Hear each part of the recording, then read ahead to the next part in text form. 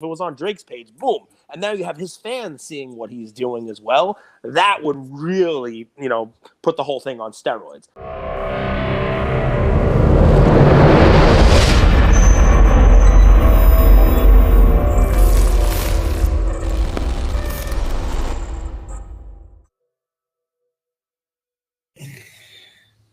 Episode 631 of Lucas Tigers and Bronzo My.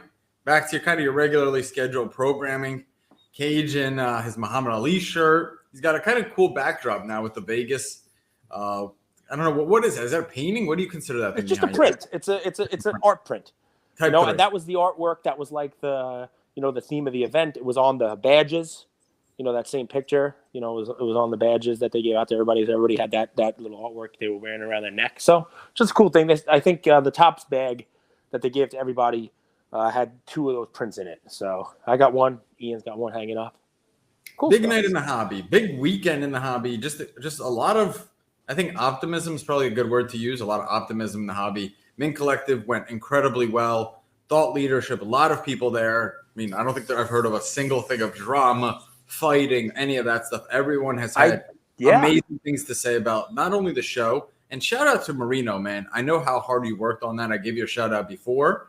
Now that the show's kind of, great job, man. I know it's difficult. I saw him as I was leaving. Dude had no voice left. I mean, no voice. I was like, hey, he's working. I mean, imagine how frustrating it would be to plan a show and then have to postpone it 3 months or 2.5 months. You know what I'm saying? Listen, I'll give him some credit. He delegated. I mean, he did a lot of stuff, but there are people in the hobby who are willing to help him out. I mean, now for the third time, I'll mention Christina's PC. Think of like what the card ladder guys did. Going on stage, Jeff Wilson up on stage, Jay Lee moderating. What did the ladder guys do? Did they collect cards? I know they didn't invest. They took about like the future of data in the hobby and stuff like that, right? I mean, only open to collectors. So yeah, and I'm like Sports Card Nonsense, Gio and Jesse did their thing. I mean, so there's definitely, it's amazing. It's the kind of event that you would think like, why didn't you do this sooner? But if you look at the panel, the lineup, right, you can only have so many eBay, Panini, Dapper Labs didn't exist. The Panini digital stuff didn't exist. Not to mention all of the market data platforms, the card ladders of the world, the sports card investors of the world, who, we've had all these people on. These are all new in the last couple of years. The content, us, Mike Gio and Sports Card Nonsense, right? I mean, these are things that came around, whether it be from COVID, from the crazy, rabid fan base that's come in. Think of the amount of breakers who participated, just a whole breaking wall that was there, and breakers who participated on panels. Everybody from, Mikey Vinegar, Pull Wax, all the way to, I say Mama Breaks, everybody else. Everyone has a cameraman. So Luca Nation, business has been good. We're very lucky with the sponsors we have, and our community is also lucky because they get the benefit from it. Do you think Peter flew in? I think Peter from SGC, he snuck away from his honeymoon for a day, so he can come and speak. You think we hire a camera guy for the next show you go to? What do you think? Is that the next? You don't want a camera guy. But what about cigar night, Cage? What about cigar night? Don't you want that recorded? I don't want to step on anybody's toes with this, right? And we'll get there, right? And I also don't want this to come back to, bite me in the ass, because everything lives. And just as an aside, we'll get to the Will Smith, Chris Rock thing in a second, because we can't do an episode without talking about that. But I saw a video posted on Twitter today of Will Smith, a much younger Will Smith. I don't know if he's on Arsenio Hall. I don't know what show he was on, but he was, a younger kid, a younger version of him. And he was making a bald joke about the band member, how he has to, the trumpet player has to wax his head every day. He's so bald. And it turns out the guy had alopecia, like Will Smith's wife. And he's like, the crowd is like giving him a hard time. He's like, come on, it's just a joke, people. It's just a joke. The internet has long memory. What'd you say? I know. But what I'm saying is the internet has a memory. Well, we'll see. The internet has a long memory, and I don't know, man. Chris Rock was a little flustered there. He was ready to give away a documentary instead of an Oscar. It was, He definitely didn't flow into his next couple of lines. But anyway, listen. So here's where I was going to say. I would like to say this: the camera stuff, it takes a little bit away from the moment itself. So cigar night, I enjoyed cigar night probably more because we were hanging out, we were smoking cigars, we were talking, people were showing cards, we were just, BSing and getting along, and there wasn't somebody filming it the whole time. Sure, every now and again I would say, hey Manny, grab a picture of these guys, come snap a picture here, get in a picture with us here. And it's great to memorialize that and then post it later for content, right? But I think you wind up maybe when the camera's there doing things that you might not have otherwise done. And I'm even going to go out and say this. It's almost out of my character as well. I said this to my wife last night when I got home because I showed her the picture of me and Paul Pierce. And it's not something I would have done if not for Instagram and not for this role. Like I would have said hello to Paul Pierce. I would have, thanked him for the opportunity to let me introduce him and all that stuff. But the picture, I mean, it's cool to have, but I took that picture for one reason and one reason only, and it's to post the picture, right? I won't look at that picture again. Like, it's not going to be a keepsake of mine. I'm not going to make a card out of it, right? So, and maybe this is just me as an old fuddy-duddy. Maybe that's just I don't know the way the world works now. But you say be followed around by a camera. It makes things, I don't want to call it inorganic, but Manny told me a story. He was just, he was at the Black Jaded Wolf table and he was looking at cards, he's talking to a Black Jaded Wolf crew. And the next thing he knows, he turns around and there's like 5 cameras, like on top of him, just cameras all over the place. And then he turns around and it's Josh Luber's there. And he was, that's awesome. He's bringing a card over and everybody wants a piece of Josh. He was, one of the people that people were talking about at the show a lot. Cool character, cool cat, and obviously, has the V-Friends release and now is doing a Jackass release following that up. That's the new Zero Cool, set that's coming out. They did a little preview of that at the show.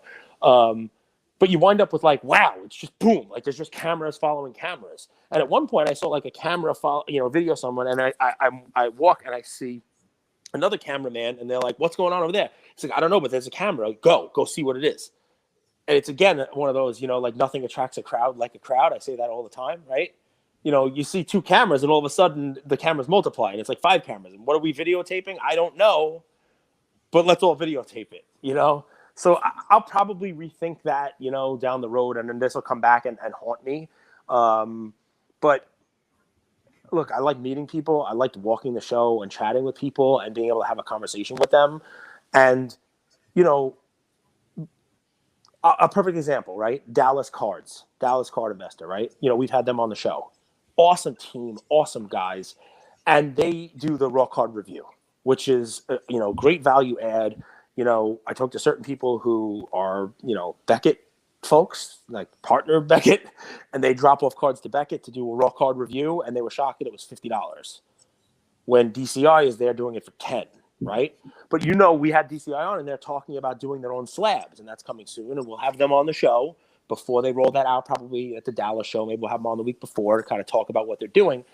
But what I was able to do without having a camera there was bounce my questions off of the team and say, hey, what about this? Hey, do you think that this might be a problem? Could we not air that stuff if it was recorded? Well, it's a learning thing, right? So what if I have a suggestion that they want to now mull over as a business idea and they do it or they don't do it?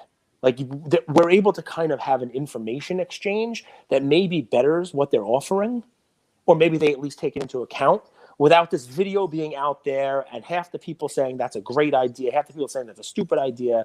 Now they can, use some suggestions. With that, Cage. Yep. Most of our ideas have been used by business. Yes, that's true. We have not gotten compensated for those ideas. I get it, but I'm not in it for that. We're not. When you see, your ideas, your concepts, your strategies, and people drift back to 2020 Cage words, they're drifting off of our right shoulder. You kind of want to record those in real time, maybe. I don't see it that way. But there are things you can have. There's a lot of cameras around. Like, I'm not going to say who it was, but we talked to somebody who we've had on the show, and he's like, the one thing you got to be careful about is there's a camera everywhere. Like, you can't have a conversation. It's going to get recorded, And I'm like, yeah, man. I mean, Police. I'm reading the book 1984 currently. Oh, nice. It's a good book. So I have a 1984 story. It'll be 30 seconds, and then we can get into the cards. So to get into the Smart Aleck program. Someone is currently working out to this episode, so I hope you don't think that we're stop recording anytime soon. This is a Monday marathon episode. It's a Monday episode. We might go 3 hours. A certain listener out there might have a 10K and listens to our episodes. We have to go for 3 hours so that you have something to listen to for 3 hours. By the way, that was pretty awesome too. People are, like, hey, it's Kismet or whatever word you want to use, right? They find us, and now we're the workout podcast. But just a quick one. Some of our audience could run 10K in like 60 minutes. Dude, I can run a 10K. It would take me a month. I'd have to sleep during it. Somebody would have to. It'd have to be a Chick-fil-A on the route. But I could go 10K. I mean, you went 14. I think Saturday I was 22,000 steps and change on Saturday. That's nuts. 22,000 and change. Just walking the show, walking around the hotel. The MGM is like a city. It's like, oh yeah, this is in our hotel. Okay, yeah, our hotel starts in California and ends in Arizona. It's very weird. So it's a big hotel. Context, like a 45-minute jog that I do is about 9,000 steps. So it's not easy. Yeah, well, it's the whole day, and I didn't really sleep, so it is 24 hours of steps. So I'm kind of cheating. All right, 1984, 30-second story. Yeah, so very, very quick, right? So in the early 90s, my brother and I had to take a test to get into the Smart Ass program at our high school, right? I took the test first, obviously, because I'm older, and they don't change the question. And the question was, spend the next 30 minutes writing about who your favorite author is. And I wrote about George Orwell because I had read a bunch of George Orwell books. And I wrote about 84 and I wrote about a bunch of other ones.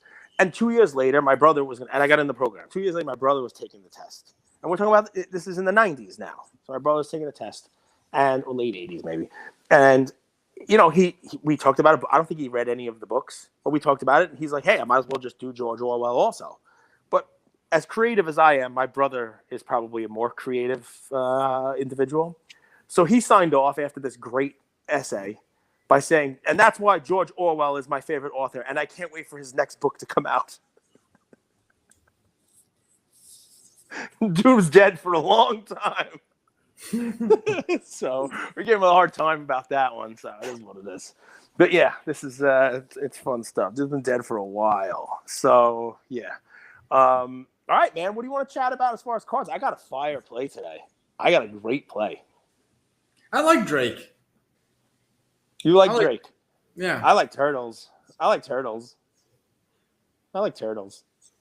think he's a fun guy. Like, I don't know any other way to put it. Like, this sounds hella corny, but like, I don't know, he's good for the hobby. Like, it was cool when his boys came on screen and they were all having fun, because I think you could judge a lot about a person, especially of celebrity status, based on how other people around him interact, right? And I don't know if you were on the live, but like, all his boys came in and they were having a good time. I think I just was like, this kind of down to earth dude that just likes to have fun. So that was one of the most interesting lives I've seen in a long time. Logan Paul joined, it got to like 30,000. He dropped off, it got to 6. Drake went to the bathroom, got to like 3 people. Somebody saw my story post. Woo! Oh, you're funny, dude. Listen. Good for the hobby. I've been exchanging messages with a lot of our listeners all day today about this. And they all uniformly say the same thing, that it's good for the hobby. Because dropping $250,000 for Drake is not a big deal. These are people who can come in and, lift the ceiling on a lot of cards. And when the ceiling is lifted, we've talked about the rubber band effect as well. Right? And if people come in and realize that this is, an asset class, let's think about it. We've given Mint Collective some love. Give Ken Goldin some love. Because at the same time, Mint Collective some love, but then that was dangerous to do because anytime I give them any credit, they just say, we've always done X. But I think that they've done a good job with their brand, man. There was a point in time where they did things one way, and I think they're doing things they've gone a different direction where they're using their page, their blue check mark, their huge reach to do some good for the hobby. So I agree, and I'm not card maybe, porn, but I get to chat with them every now and again behind the scenes, and they would not want credit for some of the stuff they do, but just know that they do a lot of charitable stuff as well. They put the arm on people who need the arm put on them to do the right thing for charity stuff, trying to help kids out. When there's good stuff going on in the hobby, usually they're right there in the middle of it. So I agree with you, man. Using that following, the stuff that they have for good instead of evil. Not saying they're evil, but you know what I mean. I'm using a superhero quote, right? Page is maybe the best thing I've ever seen. Like, have you seen Lamim's stories? Yes. Can I tell you something though? The Gary Vee one's hilarious. I love Lamim's page. Can I just let me throw this out there? The thing I've learned from Lamim the most is, and I want to get back to give Ken Goldin credit in a second too. The thing I learned from Lamim the most is the difference between hobby Twitter and hobby Instagram.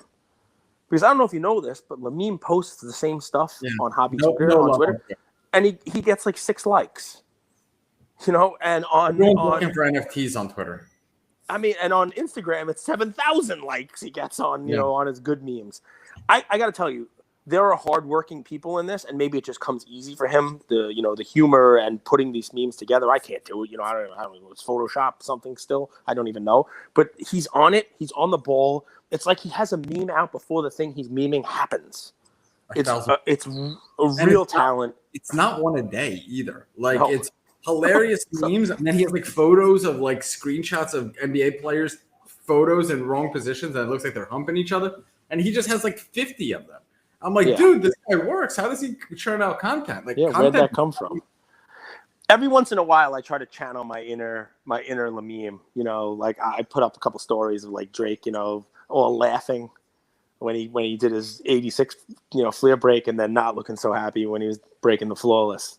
And, I use my laugh now, cry later joke again. It's just getting old. I'm going to have to stop that. But, yeah, give him a lot of credit. But just back to Ken Goldin for 30 seconds, right? Say what you want about the dude.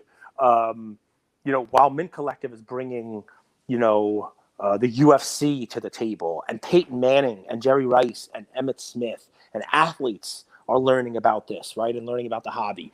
And bringing businesses together and, taking the hobby to the next level, basically making it almost like, like a venture capital summit, if you want to take a look at it, if you wanted to see investment and the whole deal.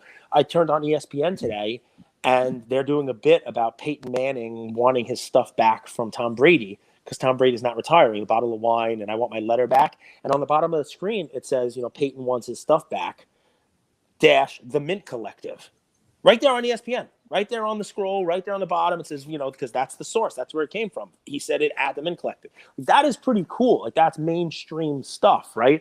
Ken, at the same time, in the same weekend, while people are at Vegas, he's working to bring the hobby mainstream as well to people who can really put it out there. You know what I mean? The only thing I would have changed is I would have requested nicely that Drake also publish it simultaneously to his page. Because forget about 20,000. You saw what happened when Logan Paul put it on his page. If it was on Drake's page, boom. And now you have his fans seeing what he's doing as well. That would really, put the whole thing on steroids. Because on Ken's page, there's a reason why you have, don't get me wrong. I've never had 6,000 people on my live. We'll get there. Ken still pulls them in. But he's pulling in hobby folks. Hobby celebrities, Lefko, I love you, but you're a hobby celebrity. In the real world, you're C-list. I moved you up. I used to call you D-list. So anyway, you understand what I'm saying. That's a celebrity here, but it's not a celebrity there. You have Drake go live. You got celebrities in the real world coming on. So, that's next. But I think the hobby making people celebrities is kind of what I see. Yeah, which is cool. I can't break what that dude breaks, and most people can't. It's fun. It's like a carnival atmosphere. And look how much fun he's having. They're showing off watches. They're drinking drinks. Drake had some silly drink. I thought there was an umbrella there for a second. I don't know what he was drinking. They'll poke himself in the eye with an umbrella. But, look, he was having fun. Ken was having fun. The best part is watching Ken. He's got Drake sitting next to him, and he's scrolling the chat to see if he can pull in anybody else. Like, Logan, is Logan in the chat? I got to pull. Like, dude, you have Drake sitting right, like, and that's enough. Focus on that. Don't make him feel bad. You're trying to pull somebody else in. I mean, and Drake was gracious. The one line that I pulled, because I was on that live for quite some time, the one line I'll pull from Drake, it's funny because you see the comments, right? It's like, hey, stop with this 86 Fleer. Get to the flawless. Like, what are you doing with this? We're tired of this. Stop breaking. Because Fleer break, there's a lot of packs in it.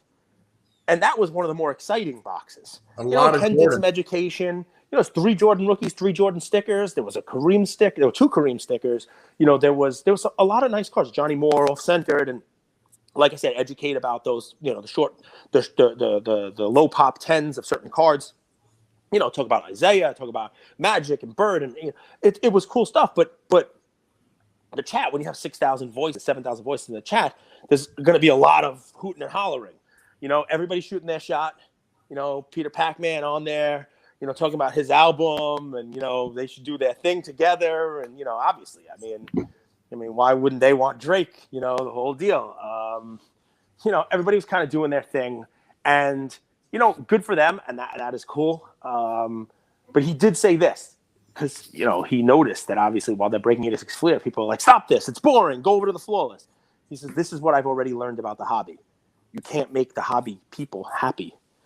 Whatever you're doing, they want you to do the opposite. And I want the folks who listen to us to be mindful of that, because universally right now, we're happy that Drake is in the hobby. But it's not going to take much. He's obviously smart. He sees what goes on. He sees how fickle the hobby folks are. I think he understands that you can't make everybody happy. So, he might be here for a little while, but once you realize you're not going to make people happy, it takes a little thicker skin. Look at Andrew. The fact that he shows up every day. No, you're happy, but we have people who are like, what the hell is Andrew talking about? But he comes back every day. He comes back and does his stuff. If Drake is not feeling the love, he might disappear. So anyway, right now you're doing a great job of showing love, but he's not stupid. That comment stuck out to me because he's right. This hobby, you can't make everybody happy. You can't. It's very, very difficult. You do your best. You show up with a smile and a Chick-fil-A shirt on, there's still going to be people that will hate you. That's how it works. Give me your fire play. My fire play. So, unless you are living under a rock, not a Chris Rock. Unless you're living under a rock, you know what happened last night. Will Smith smacked Chris Rock on stage at the Oscars. Now, is it staged? Maybe. Maybe not. I will say if it was, it's genius. Because I didn't even know that the Oscars were happening. I never know when the Oscars are happening. I can't name for you who won the last bunch of Oscars. I think that La La Land show won, but maybe it was Moonlight. And the reason I know that is because of the controversy. They got the wrong name. They got the wrong movie. Ooh, that worked. It got people talking. We were all abuzz. Let's do it again. Let's have Will Smith beat the hell out of Chris Rock on stage. Was it fake? I have no idea. No clue. But if you're a fan of our show, you already own some Will Smith cards because we gave them as a play already, right? Both of them. We gave both of them as plays. And you would have them when today everybody's buying them for ridiculous amounts of money on eBay. So my fire play. Don't go where they're going now. Go where they'll be going tomorrow. In 1992, Saturday Night Live made a set of cards. Just like in the early 90s, Hoops made that set of cards that had Will Smith's rookie in it. In 1992, Saturday Night Live made a set of cards, and Chris Rock was in it. Is it his rookie? I don't know. I did a little research. I couldn't find any cards of Chris Rock before 1992. Keep in mind now, that is now a 30-year-old card of Chris Rock. There are 2 of them, card number 31 and card number 143. Yeah, Chris Farley's in the set too. I was actually going to buy that. Isn't that an amazing card? His Chippendales card with, with Patrick Swayze. But if you can type in 1992 Saturday Night, it's a Star Pick set, but you can type in Saturday Night Live number 31, and you'll see he's in there. It's Chris Rock on there. There it is. See, he's in there with Tim Meadows. It's $1.95. Buy it now at best offer. There's a bunch of these in, pick up your card, a buck, pick which one you want. Number 31 is the card. He's doing I think it was making fun of white guys not being able to dance was the skit. But there he is, Chris Rock on the right. I think he was dressed like Prince, maybe. I mean, it's an insane little skit. There he is on there. And if you go back out and do number 143 instead, they did a skit called The Nike Turkey for Thanksgiving. It was like a turkey with a Nike swoosh on it. It's number 143. Yep, 143. And this is Chris Rock by himself. So this one might be a little more. Keep scrolling down. It's probably there. There it is, Nike Turkey. $2.99. That's him, dressed like a pilgrim. So it's a Thanksgiving card, but it's Chris Rock alone on the card, which people love. There's 99 cents. So you click on that one. Again, it was a Thanksgiving skit, like everything sponsored by Nike. So why not the turkey? So it's the Nike turkey skit, But there it is, Chris Rock, a 30-year-old card. They're $1, they're $2. And these are the yam wax plays that, no one picks up until everybody's picking them up. So with last night, everybody's talking about Will Smith. If it wasn't staged, give Chris Rock a ton of credit, and people will be starting to talk about that. One, he took it. Didn't really faze him. He wasn't rubbing his face afterwards. He took a big man's shot. That was, that was Muhammad Ali right there, going after him. And he rolled with it. He was like, wow, look at this. Great moment on TV, let's keep going, he didn't make it a big thing. He didn't start cursing back at Will Smith. Professional. Went on and, presented an Oscar for a documentary. So I go the other way. I go with Chris Rock because people can be talking about this, and you can probably bet, and I'm not buying any of these because I don't want to race there with you guys. I don't want to go steal them all. But you can bet within the next 48 hours or so, the ones we just showed on screen here will not be there because it's $1, it's $2. When we moved from Ukraine, the way I learned English was watching TV shows. So like Boy Meets World was one. But dude, my first one was Fresh Prince of Bel-Air.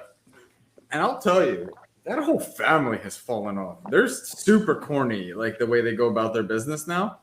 It feels like they're always seeking attention instead of creating interesting, engaging shows, which is what Will Smith. He used to be so funny, man. Will used to be so funny, man. He's so creative. He's so original. He can play so many different roles.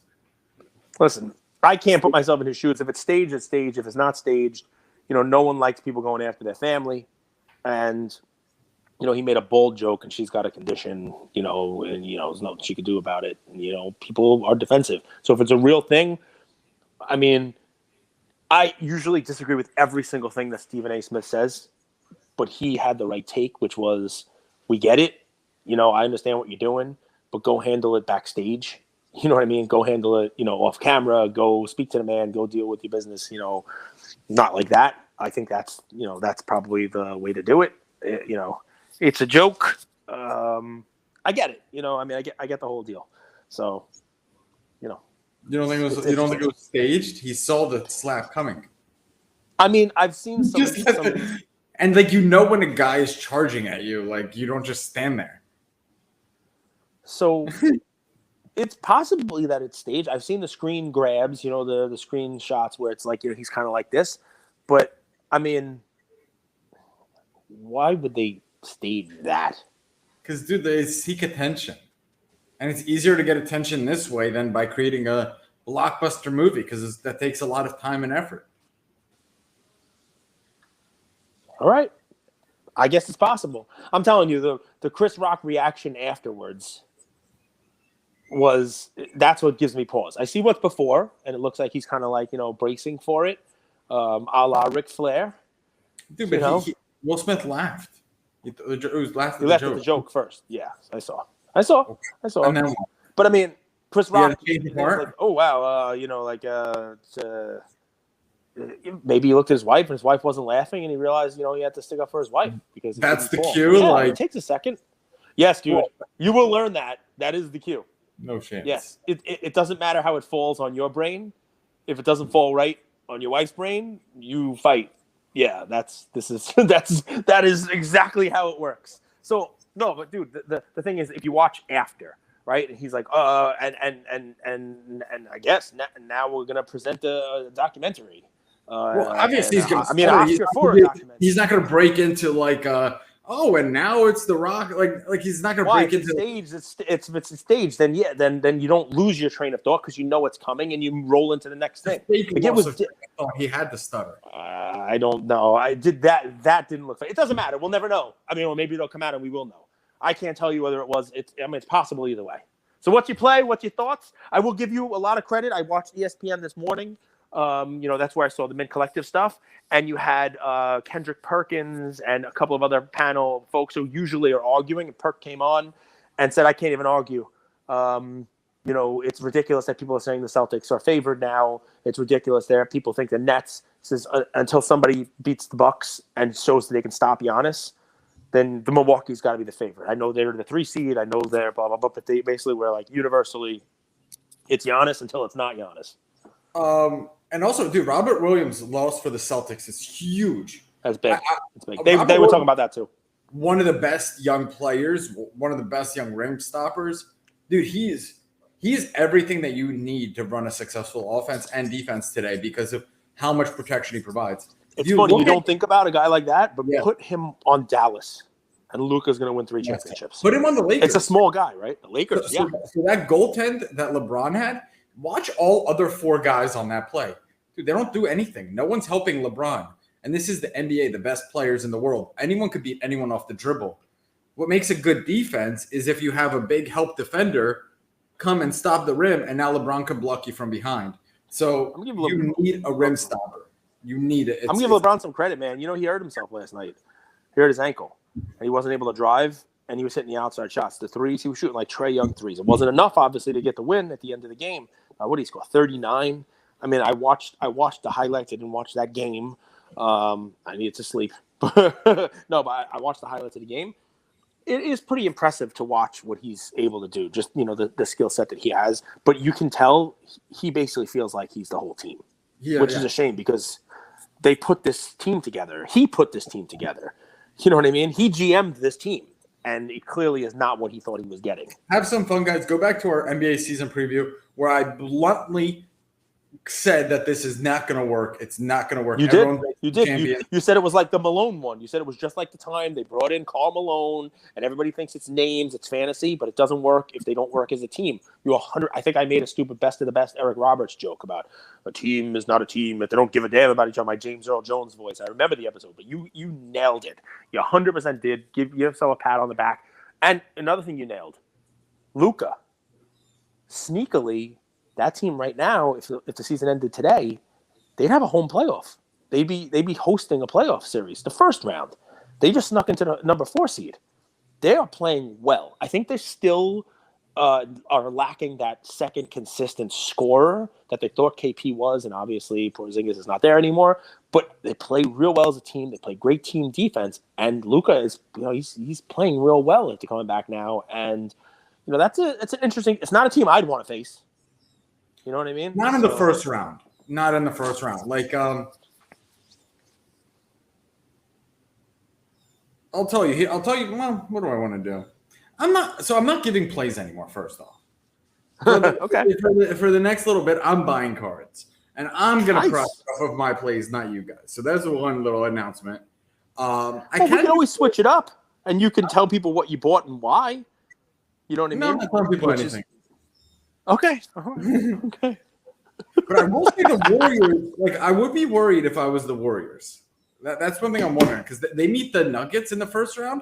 The Nuggets are 3-1 versus the Warriors this season, and that team, man, ever since Klay's come back, they've lost a little bit of their juju. They don't have a good rotation. They haven't stayed healthy. I love that team. I love Curry, but I'd be very worried about that team facing. I would prefer you not to bet, but the Warriors are an 11.5 point underdog to the Grizzlies tonight. That should just tell you where it stands. 11.5 points. Grizzlies favored by 11.5 points. Without Ja. Yeah. So interesting stuff. I don't bet, but that stuck out to me when it came across the scroll this morning on ESPN. So yeah, guys, listen, we're having a lot of fun. This is a more standard episode. I will tell you a card that I bought at the National besides my Goonies chunk, because I gave this as a play like a week ago, maybe even more than a week ago. It's not his number one card, and I know we like to chase a number one card, but at a certain price, it's a card that I think is worth it. Maybe I will, do a Whatnot giveaway or sell it on Whatnot to you guys or whatever. We'll figure it out. But when I pass a Soto Heritage Rookie PSA 10, just the regular Heritage, not numbered, not anything, just a Heritage Rookie PSA 10, and you're able to pick it up for $70 cash, which is, less than Wander Franco's cards are selling for by a long shot. I'll grab those every single time I can because, at a show, it's like, hey, let me comp this out for you. Oh, the last couple sold for between, 80 and 90. Okay, I'll do, 70 cash. Great, here you go. So if you're having a show and there's show, yeah, shoot. Hoops and Optic and basketball, it doesn't really move a lot. Heritage, isn't it like that? Like it doesn't really move as much? So Soto, that's like his second card. You know what I mean? Like I would put it behind like his chrome and maybe like, even the top's paper. So will it move? If he starts off on fire, you tell me that card can't go from 70 to 120? It definitely can. And that sounds like nothing, but that's a huge percent swing if you're stacking those cards, which is, what you can do with base. The commodity type of cards we talk about, the ones we compare to stocks. I just think at a certain point, you're right, even if it doesn't move tremendously, it's not going down from where it is. And if he happens to do what I think he's going to do this year, next year, whatever, that's not a card I need to sell for $100. Like I would rather just hang on to it, right? I guess we got to go. All right, guys. Talk to you soon. Why do you guess we have to go? Whatnot? What time is it? Oh, right. I gotta run.